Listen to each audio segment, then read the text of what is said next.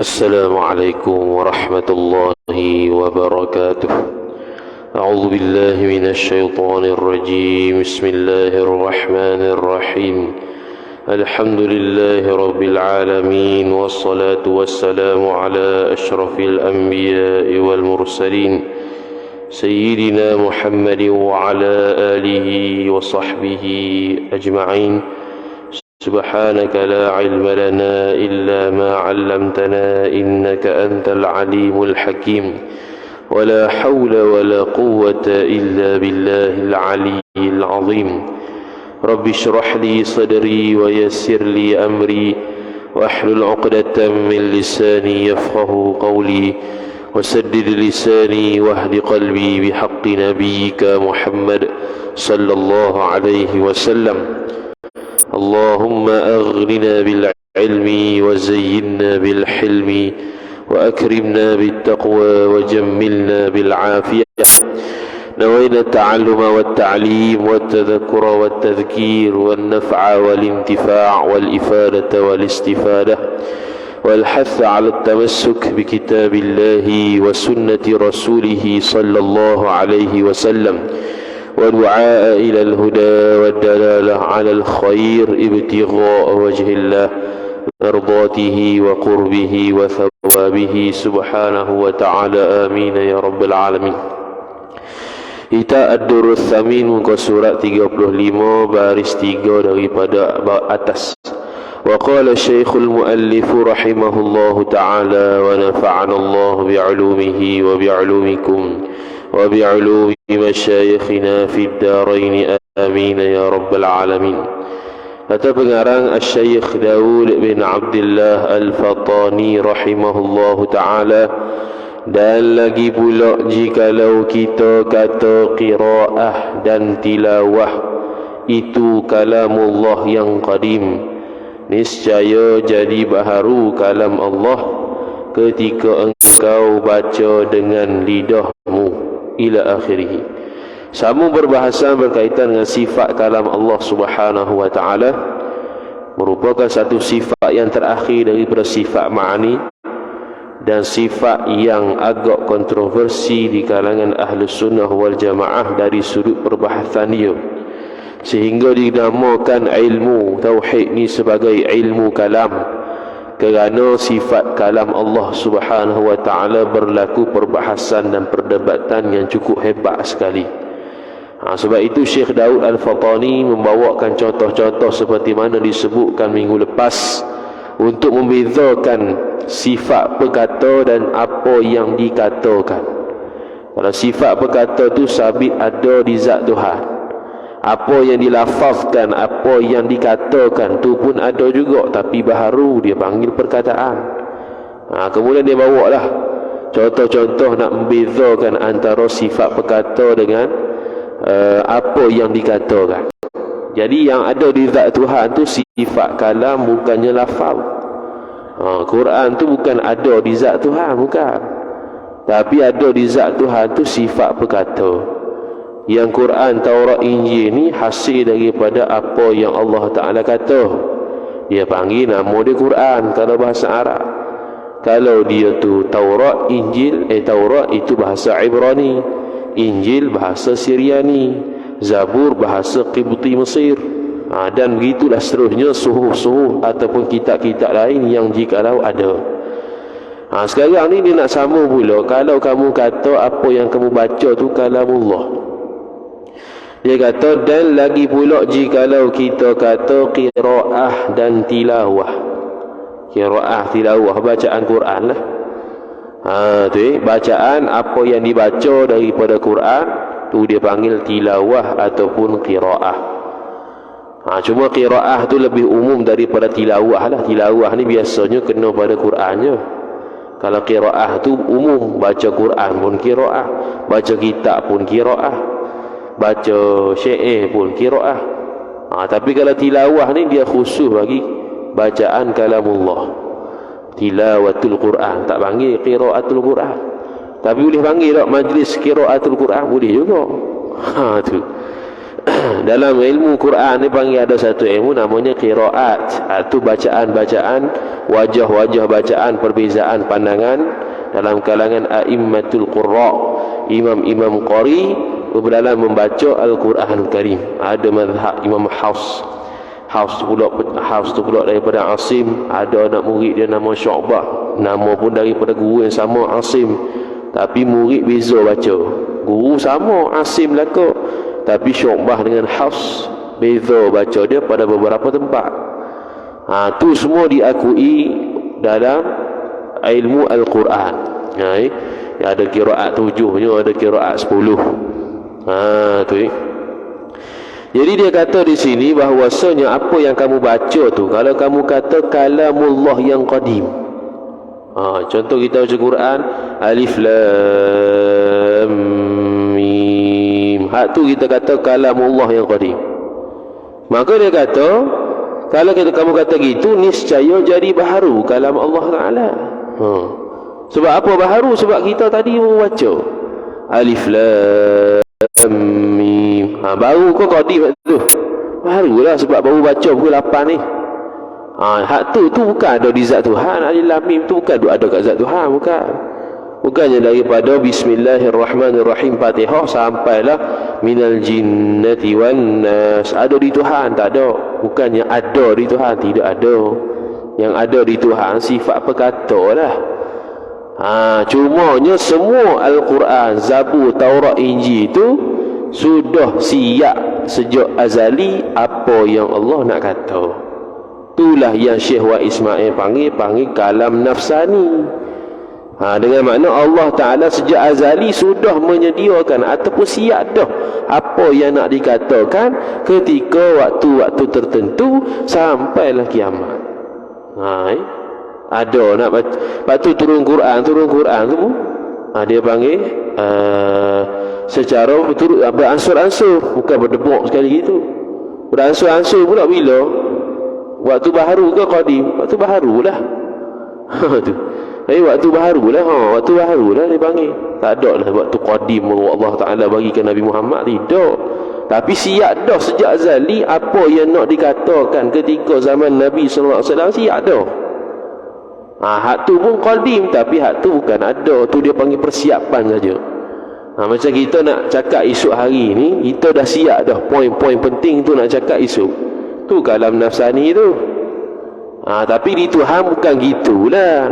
Tuhan tu siap sejak azali dah. Bukan makna Allah cadang baru nak cadang, bukan. Siap dah sejak azali apa yang Allah nak cakap. Bukannya contoh nak cakap esok pada Nabi Muhammad, hari ni baru cadang, bukan.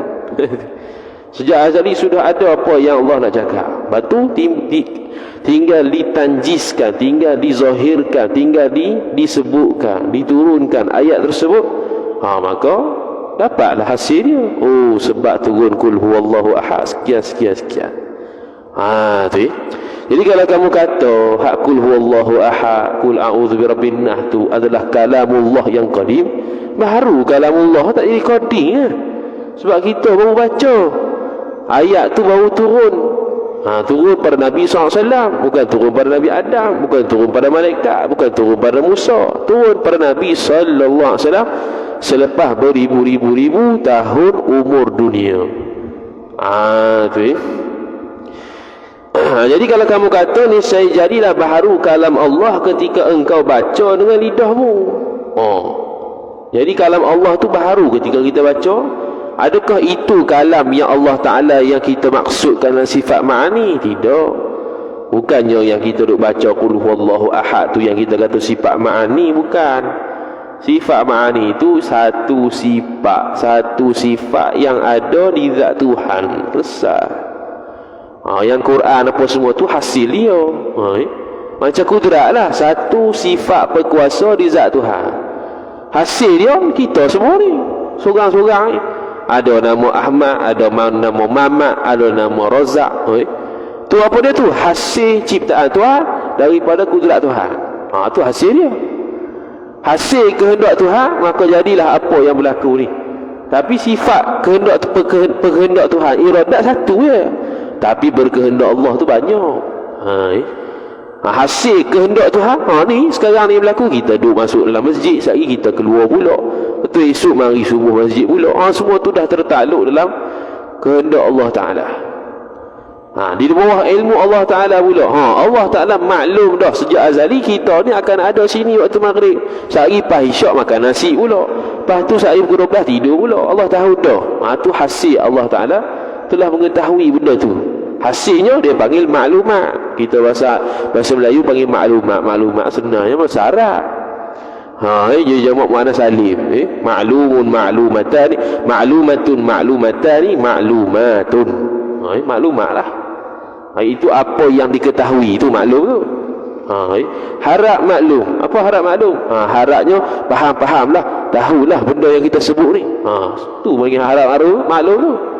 Mana harap faham lah benda yang kita sebut ni. Saya buat ke orang lain pula. Tu. Tu. Kita ada maklum, ada maklumat. Maklumatan ni tak ada. Bahasa Melayu. Maklum ada, maklumat ada, maklumatan tak ada, makluman tak ada. Makluman ada, maklumat. Makluman lain, maklumat lain, maklum lain. Kita maklumatan ni tak ada dalam bahasa Melayu. Maklumatan tak ada. Makluman ada. Maklumat ada, maklum ada. Tu. Demi bahasa Arab sikit. Kemudian kata musannif rahimahullah taala. Sebab apa dia kata kalau kamu kata apa yang kamu baca tu kalamullah. Jadi kalamullah tu tak baharu, tak qadim, dia panggil baharu. Kerana masuk kalamullah pada lidahmu. Masuk ni makna berada lah. Kita duduk bercakap Bismillahirrahmanirrahim. Ni nanti tarawih. Itu imam cakap Bismillahirrahmanirrahim. Alhamdulillahi rabbil alamin. Ar-Rahmanir-Rahim. Sampai habis. Tu kalamullah yang qadim lah. Bukan, tu baru. Tu bukan sifat Tuhan tu. Kan kata, tu sifat Tuhan, kalamullah. Salah. Sebab tu kena belajar. Sifat Tuhan tu yang satu di zat Tuhan. Tu yang kita sebut tu hasil dia.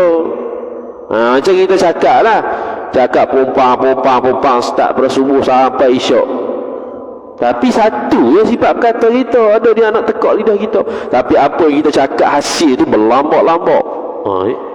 Ada yang mudarat, ada yang manfaat, ada yang lara, ada yang harus, ada yang wajib, ada yang sunat. Tu hasil daripada cakapan kita.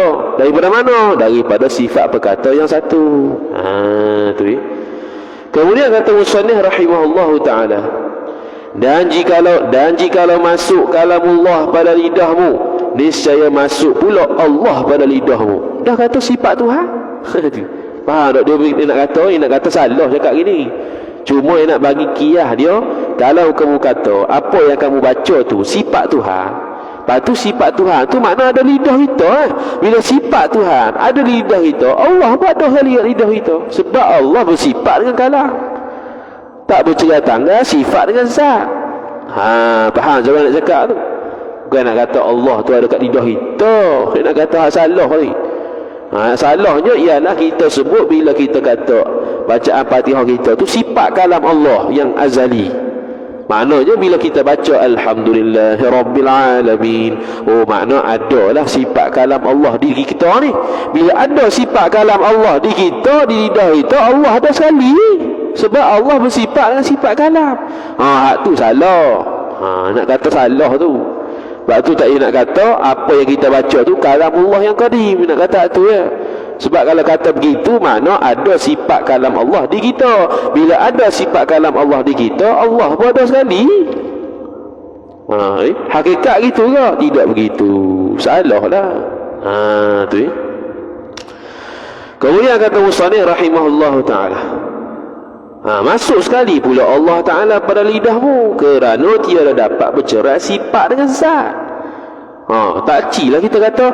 Tak aci lah kita kalau kita kata saya baca Alhamdulillahi Rabbil Alamin. Itu sifat kalam Allah. Batu mana Allah? Allah ada kat lidah? Tak ada. Mana bercerai dengan Tuhan lah. Sifat kalam Allah cerai dengan Tuhan pula. Tak jadi itu. Lepas tu dia kata sifat tak boleh bercerai dengan zat. Bila kamu kata sifat kalam Allah di lidah kamu, hasil daripada kamu baca Quran, maka Allah pun ada situ sekali. Betul tak? Tak betul. Tu ya. Kemudian kata musannif rahimahullah taala, dan telah muafakatlah segala ulama kalam. Bukan. Dan baca elok tu. Dan telah muafakatlah segala ulama, koma. Jangan sambung jadi lain. Kalau sambung, dan telah muafakatlah segala ulama kalamullah. Sudah. Ulama kalamullah mana pula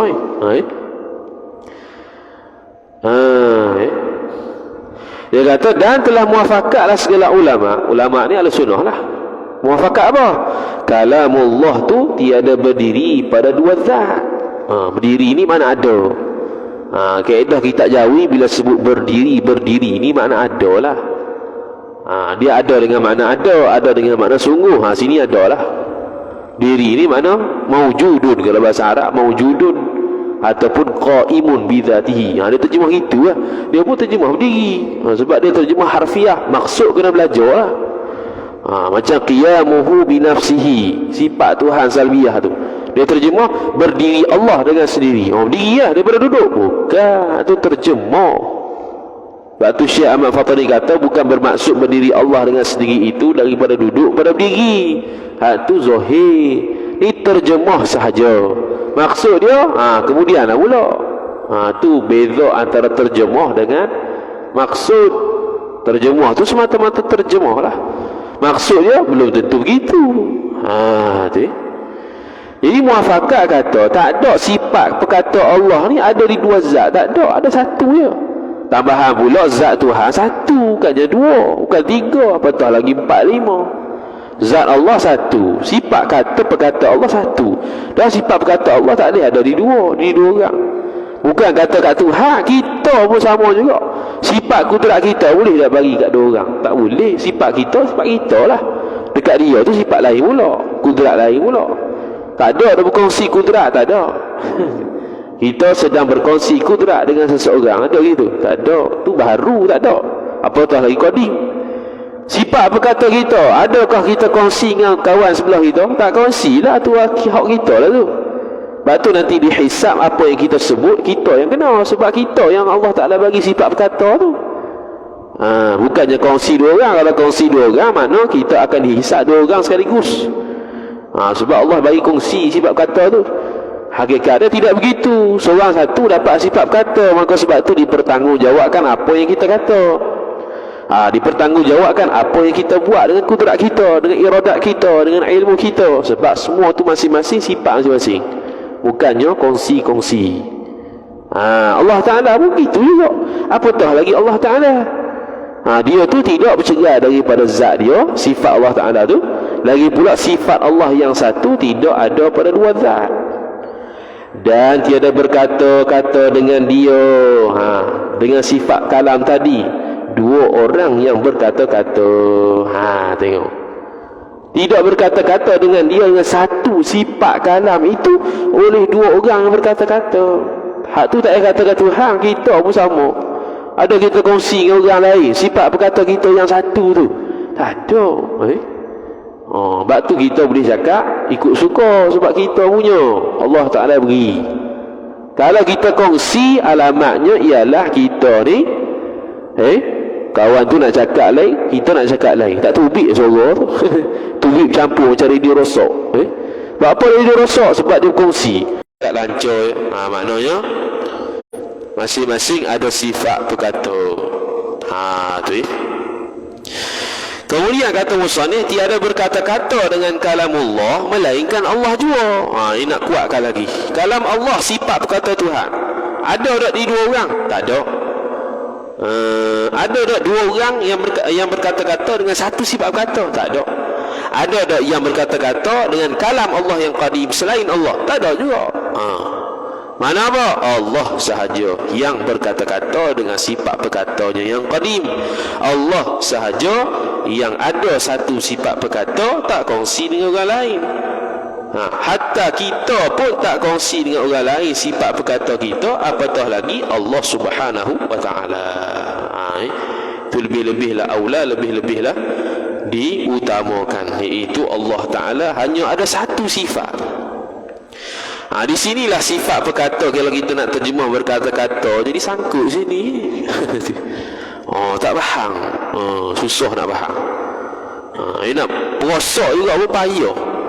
Dia panggil nak paksa faham. Nak kalau kata Allah Ta'ala berkata-kata dengan berkata-kata, sudah mana?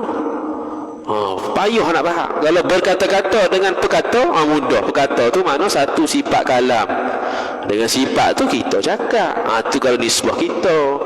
Tapi dengan bayang kat Tuhan, nisbah keluar suara daripada rongga dia, tubik kot lidah, kot makhraj, keluarlah perkataan. Bukan gitu Tuhan. Tu kita lah yang keluar makhraj huruf ni. Allah Ta'ala wallahu a'lam bagaimana. Tu ya. Dia bukannya ada rongga, bukan ada bertepek daging dengan daging, keluarnya makhraj huruf. Tu bukan Tuhan. Tu makhluk. Tu beza berkata-kata Tuhan dengan berkata-kata makhluk.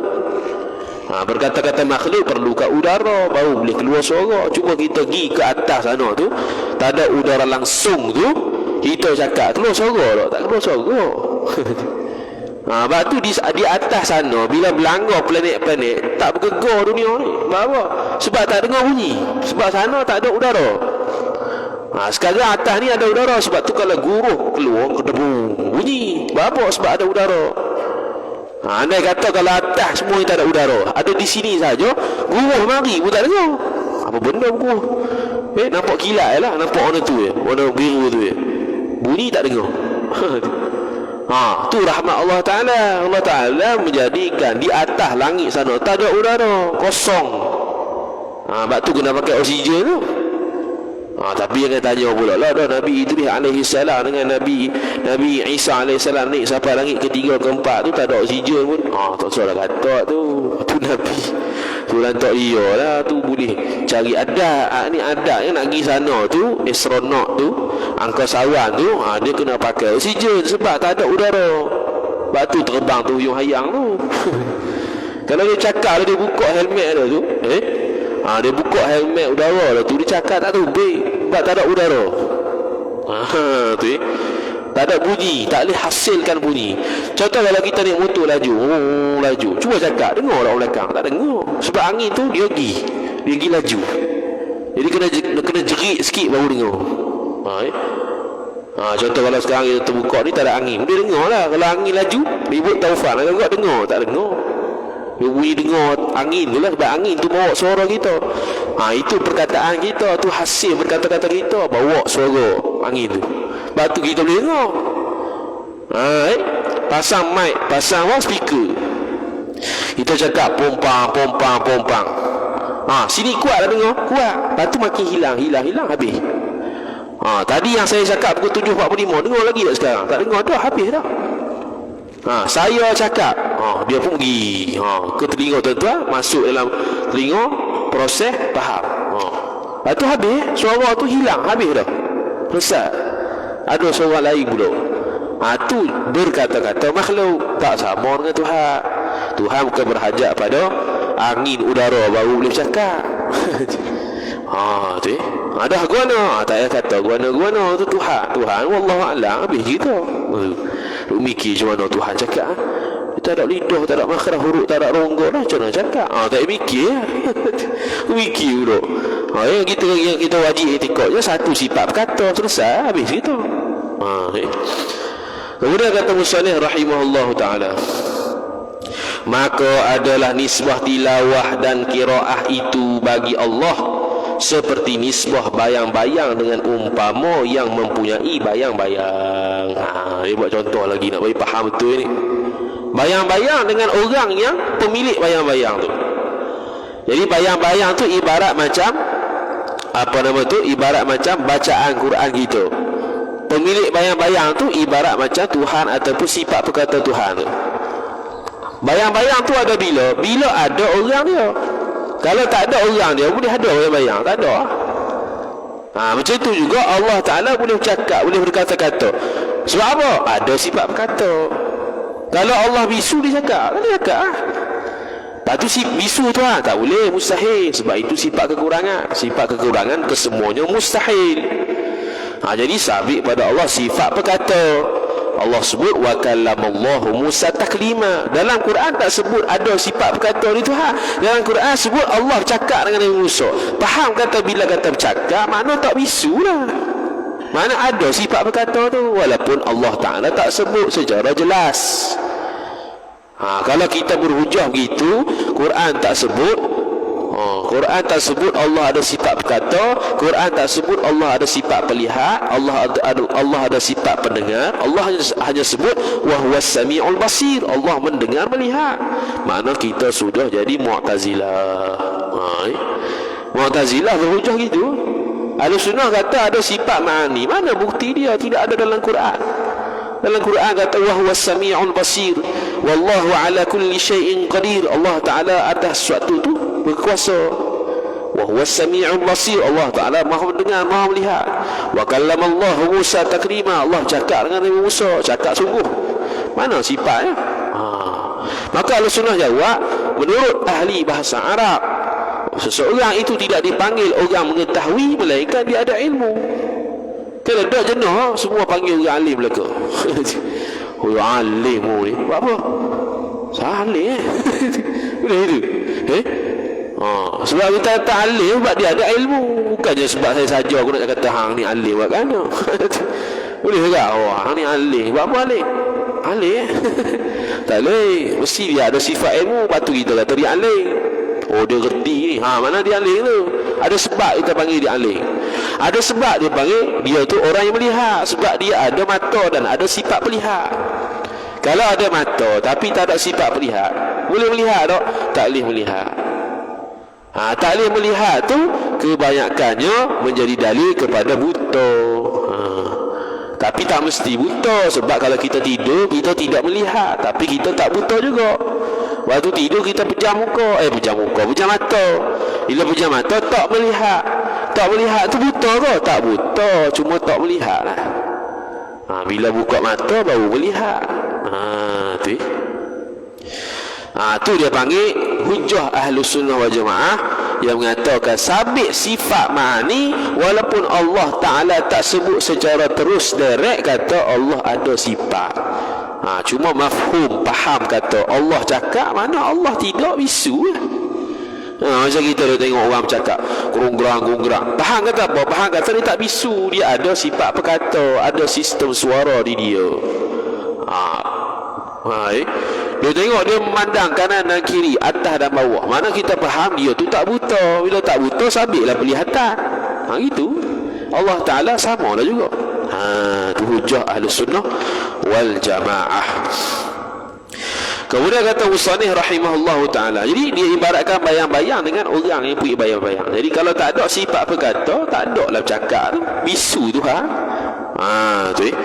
Dan barang siapa mengata bayang-bayang itu lain daripada yang mempunyai bayang-bayang, hanya ia bayang yang mempunyai bayang-bayang. Dia kata barang siapa mengatakan bayang-bayang itu lain daripada yang mempunyai bayang-bayang. Yang mempunyai bayang-bayang ni pemilik bayang-bayang lah.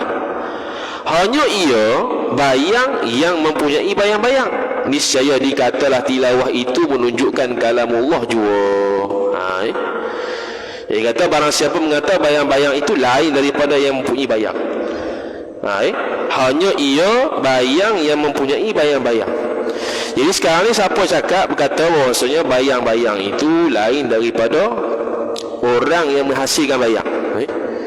Orang yang mempunyai bayang-bayang tu kita sendirilah. Contoh kita jalan di bawah matahari, hasil dah bayang. Beza tak? Beza. Kalau bayang-bayang dengan orang yang punya bayang-bayang sama tak sama, beza lah. Siapa kata sama ya? Siapa kata gitu, maka dia kata mana tadi? Maka betul? Maka saya dikatanya tilawah itu kalamullah. Betul lah tu.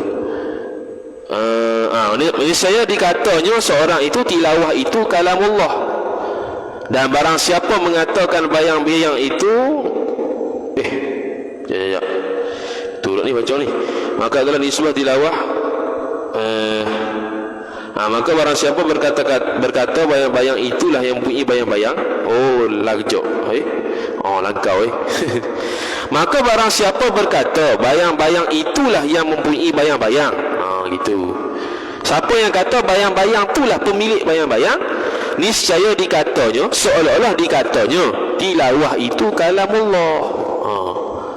Dia kata kalau kata bayang tu sendiri ialah orang yang mempunyai bayang tu.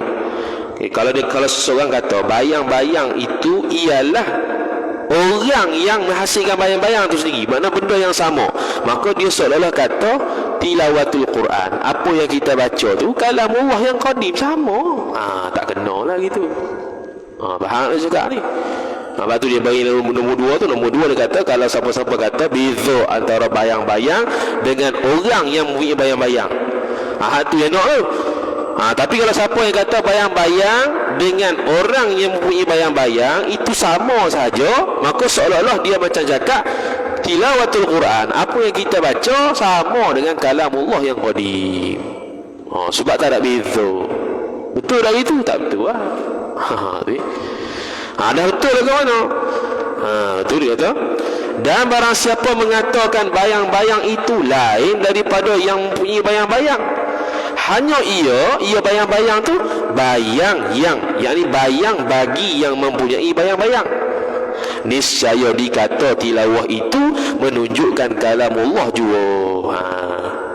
Jadi hak pertama dia kata kalau siapa sebut ni, contoh ni bukan nak kata Allah bayang ke apa, bukan. Kena kabur juga ni. Orang kata kok mana pula Allah ada bayang, bukan. Nak bagi contoh faham. Nak bagi faham ke kita sifat perkataan Tuhan dengan apa yang dihasilkan daripada Quran, Taurat, Injil, beza. Jadi siapa kata sama apa yang kita baca alhamdulillahirabbil alamin, hatulah kalamullah yang qadim, macam seolah-olah dia sebut bayang-bayang tu serupa dengan orang yang mempunyai bayang-bayang. Tak sikit habuk pun beza. Hakikatnya beza ke serupa? Beza. Lepas tu dia kata yang kedua, siapa-siapa yang mengatakan bahawasanya bayang-bayang tu lain daripada pemilik bayang-bayang, maka seolah-olah dia kata kalamullah yang kita baca tu, Quran tu, tilawah tu, itu menunjukkan sabit ada sifat kalam Allah yang azali. Tu betul. Macam kita kata kita nampak bayang-bayang. Bila nampak bayang-bayang dalam kepala otak kita kata siapa punya bayang-bayang ni? Lain aja. Dia bukan benda sama, dia benda beza. Siapakah pemilik bayang-bayang yang kita lihat? Bayang-bayang kita tengok, pemilik bayang-bayang kita tak tengok lagi. Maka kita tercari-cari siapakah pemilik bayang-bayang ni? Tu kata beza tu. Kalau sama, kita tak persoalan dalam akal kita. Sama ya. Tak ada itu. Bayang-bayang dengan pemilik bayang-bayang tak sama, tak serupa. Kalau sama ke, bagus kita tak tercari-carilah siapa pemiliknya. Tu dalam mantik tu dia panggil adilalah ghairul lafziyah. Menunjukkan satu benda yang tak ada lafaz tapi dengan suatu benda. Akliyah dia panggil. Satu benda yang akal boleh mikir, kalau ada bayang-bayang, adalah pemilik bayang-bayang tu. Ada tak? Bayang-bayang tu ada, tu kita tak mikir dah. Orang kata sama ya dengan pemilik bayang-bayang. Tak ada itu. Kita mesti tercari-cari. Macam seolah kita kata tahi unta dengan unta, sama tak? Tak sama. Bila ada tahi unta di Masjid Uniza contohnya, kita pasti terfikir manakah untanya. Sebab tahi unta ni dalil kepada ada unta. Bayang-bayang dalil kepada ada pemilik dia. Kereta memberi dalil kata ada orang sini. Dengar suara di balik tabir menunjukkan faham kata ada orang. Jadi suara dengan orang tu sendiri sama tak? Tak sama. Tahi unta dengan unta beza tak? Beza. Tak sama. Begitu juga bayang-bayang dengan pemilik bayang-bayang, beza. Begitulah apa yang kita baca Quran dengan kalam Allah yang qadim bi azali itu beza. Itu ya. Habis. Kemudian maka muafakatlah segala ulama ahlu sunnah mengatakan Quran itu kalamullah yang qadim, bukan ia Al-Quran itu makhluk. Sebab apa? Sebab takut memberi waham, takut memberi sangkaan-sangkaan tertentu. Jika dikata Quran itu baharu, jadi kalamullah pun baharu. Noktah. Sebab itulah ulama ahlu sunnah muafakat kata Quran itu tak boleh cakap baharu di luar majlis ilmu, kerana takut beri faham kalam Allah yang azali itu yang baru. Sebab kita kata tadi bayang dengan orang yang punya bayang, dia ada bercerai tangga tak? Tak bercerai tangga. Bila ada bayang mesti ada orang dia. Tak ada bayang-bayang ada tanpa orang dia, takkan jadi gitu. Tidak akan jadi bayang-bayang tanpa ada orang dia. Mesti ada orang dia sekali. Jadi dia ada kaitan yang sangat-sangat kuat. Bila ada kaitan yang sangat-sangat kuat, walaupun Al-Quran itu baharu pada hakikat dia, tapi cakap di luar majlis ilmu, hukum dia haram. Sebab takut memberi waham, memberi sangkaan pada orang awam yang tak belajar, kata kalamullah yang di zat Tuhan tu baharu. Tu cakapan kita begitu, hukum dia haram. Jadi kita dapat kiaskan apa-apa cakapan yang memberikan waham tentang Tuhan dan Nabi, hukum dia haram. Allah ni cipta babi, hukum dia haram. Cakap di luar jahemu. Sebab apa? Sebab memberikan waham lekeh ya Tuhan ni cipta babi. Padahal Allah cipta banyak. Cakapan kita tu tak kena, walaupun betul pada hakikat dia. Al-Quran baharu, betul, tapi cakap di luar haram. Sebab apa? Takut kata kalam Allah azali tu baru. Takut gitu ya. Dah kita belajar dah, kita yang belajar, lain banyak tak belajar lagi. Jadi kalam-kalam yang memberi waham kepada bab Tuhan dan Nabi kena jaga, hukum dia haram. Yang kata haram ni kalau dia i'tiqad sifat perkata tu ada di Tuhan, itu yang qadim. Al-Quran itu baharu, walaupun i'tiqad betul cakapan tu haram. Tapi kalau dia i'tiqad dah kalam Allah yang di azali, yang ada di zat Tuhan tu baharu, tu kafir lah. Tu tak diskaun, kafir terus gitu. Kalau i'tiqad kalam Allah yang di zat Tuhan itu yang baharu, tu tak ada syak, kafir. Apa kafir? Sebab sifat Allah kalau baharu, melazimi zat pun baharu. Zat pun baharu. Bila zat Allah baharu, zat baharu-baharu ni mesti ada yang menciptanya. Jadi bila ada yang menciptanya, seolah-olah kita mengiktiraf dan mengakui kata Allah ada yang menciptanya. Kafir tak gitu? Kafir ya. Mana pula Allah Ta'ala ada yang mencipta dia? Tak ada. Kafir. Tu asal usul tak boleh cakap Quran tu makhluk.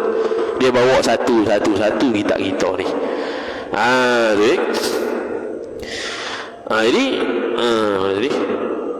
habis. Kemudian kata musannif rahimahullahu subhanahu wa ta'ala, muafakatlah ahli sunnah mengatakan Quran itu kalamullah yang qadim, bukan ia makhluk. Sebab takut beri waham, jika dikata Quran baharu, jadilah kalamullah baharu, maka jadi kufur lah. Yang ni jadi kufur lah orang yang mengatakan kalam Allah yang di azali itu kufur. Kalau i'tiqad begitu, kalau i'tiqad kalam Allah di azali tu yang baharu, menyebabkan jadi seorang tu kafir. Sebab dia automatik zat Allah pun baharu. Bila zat Allah baharu, berhajat pada menjadikan, maka itlaqkan kata yang menunjukkan atas kalamullah dikatakan kalamullah. Itlaq ni makna sebutlah. Kita sebutkan yang menunjukkan atas kalamullah. Apa yang menunjukkan? Al-Quran, Taurat, Injil, Zabur tu kita kata kalamullah. Supaya apa? Sebab takut waham itulah. Sebab takut waham kata sifat perkata Allah yang azali itu yang baharu, maka kita pun kata Quran tu baharu. Quran tu qadim, di luar majlis ilmu sahaja. Adapun dalam majlis ilmu halal nak cakap Quran baharu sebab nak menyatakan hakikat. Beza antara Al-Quran dengan kalam Allah yang satu sifat azali itu. Wallahu alam. InsyaAllah kita sambung pula pada selepas 10 Syawal. Tak ada lah kita ni nak Ramadan dah. Selepas 10 Syawal kita sambung semula insya-Allah taala. 11 Syawal dan ke atas ada lah sini. Raya-raya tak ada lagi. 11 Syawal ke atas baru ada semula insya-Allah taala. Panjang umur kita jumpa lagi. Wallahu a'lam. Sallallahu ala sayyidina Muhammad wa ala alihi wa sahbihi wa baraka wa sallam. A'udzu billahi minasyaitonir rajim. Bismillahirrahmanirrahim. Alhamdulillahi rabbil alamin wassalatu wassalamu ala asyrafil anbiya'i wal mursalin sayyidina Muhammad wa ala alihi wa sahbihi ajma'in. Allahumma zidna 'ilma warzuqna fahma. Allahumma zidna 'ilma warzuqna fahma. Allahumma zidna 'ilma warzuqna fahma. Wa sallallahu ala sayyidina Muhammad wa ala alihi wa sahbihi wa baraka wa sallam. Walhamdulillahi rabbil alamin. Wassalamu alaikum warahmatullahi wabarakatuh.